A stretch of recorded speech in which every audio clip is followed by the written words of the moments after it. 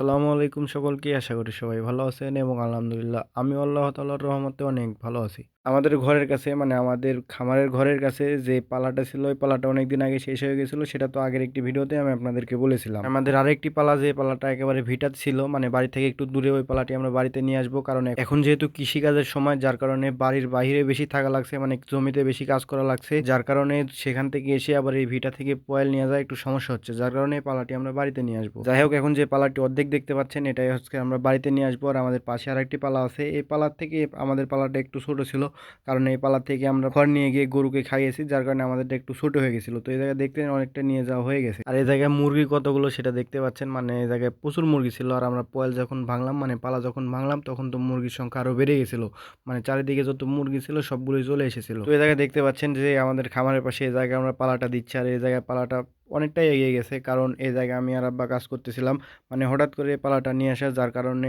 খুব অল্প সময়ের মধ্যে কাজটা করে ফেলেছিলাম, যার কারণে আমরা সেরকমভাবে লোক ঠিক করতে পারিনি, যার কারণে কাজটা একটু ধীর গতিতে এগেছিলো এবং আমাদের সময়ও বেশি লেগেছিল। আর এই পালাটা আমাদের বাড়িতে নিয়ে আসতে আমাদের সময় লেগেছে মোট 3 দিন, মানে 3 দিন আমাদের সময় লেগেছে এই পালাটা ভিটা থেকে নিয়ে আসতে। মানে এই জায়গায় তো দেখতে পাচ্ছেন যে এটা পুরোপুরি নিয়ে আসা হয়নি, একটু পরবর্তীতে দেখাচ্ছি, কিন্তু এই পালাটা পুরোপুরি নিয়ে আসতে আমাদের সময় লেগেছে মোট 3 দিন। এখন কষ্ট যতটুকুই হোক, আমরা যে পালাটা বাড়িতে পুরোপুরি নিয়ে আসতে পারছি এটাই আমাদের জন্য ভালো, কারণ এটা পয়েল নিয়ে আসা আমাদের জন্য এক্সট্রা একটা কাজ হয়ে যাচ্ছিল, মানে অনেক কষ্ট হয়ে যাচ্ছিল এই কাজ থেকে এসে আবার এটা পয়েল খামার পর্যন্ত নিয়ে আসা। এখন যে ভিডিওটি দেখতে পাচ্ছেন এটা হচ্ছে 3য় দিনের কাজ, মানে মাঝখানে আমরা একদিন কাজ করেছিলাম, সেই দিন কোনো ভিডিও করিনি।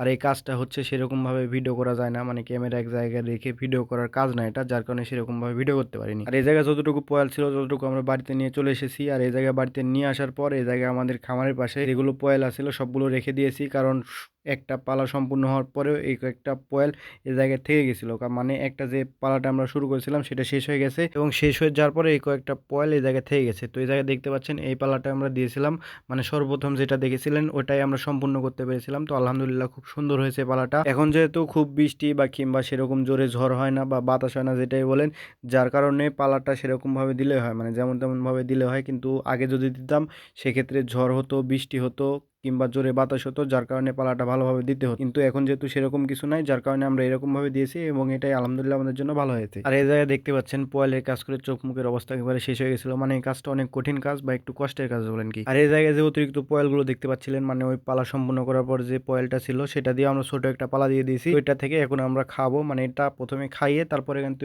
আরেকটা আছে ওইটা খাওয়ানো শেষ করবো। তো আজকের ভিডিও এই পর্যন্তই। আপনারা সবাই দোয়া করবেন আল্লাহ তাআলা যেন আমাদেরকে সুস্থ রাখে এবং আমাদের কাজে যেন বরকত দান করে। দেখা হচ্ছে আপনাদের সাথে পরবর্তী নতুন কোনো ভিডিওতে। সে পর্যন্ত সবাই ভালো থাকুন, সুস্থ থাকুন, আল্লাহ হাফেজ।